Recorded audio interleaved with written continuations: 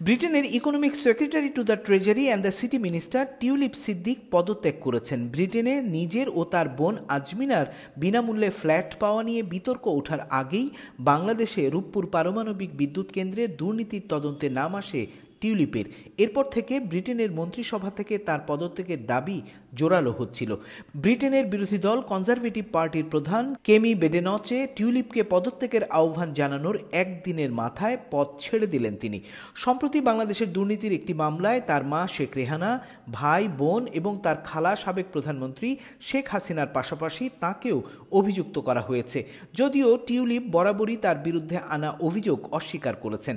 Hampstead and হাইগেটের Labour MP Tulip British প্রধানমন্ত্রী sir Keir স্টারমারের স্ট্যান্ডার্ড উপদেষ্টা স্যার ল্যারি ম্যাগনেসের কাছে পুরো ঘটনা তুলে ধরেছিলেন। সেই সাথে তিনি জোর দিয়ে দাবি করেছিলেন যে তিনি কোনো ভুল করেননি। উপদেষ্টা স্যার ম্যাগনেসও টিউলিপকে নির্দোষ বলে রিপোর্ট দেন। এরই মধ্যে ব্রিটিশ প্রধানমন্ত্রীর দপ্তর টিউলিপের পদত্যাগপত্র গ্রহণ করেছে।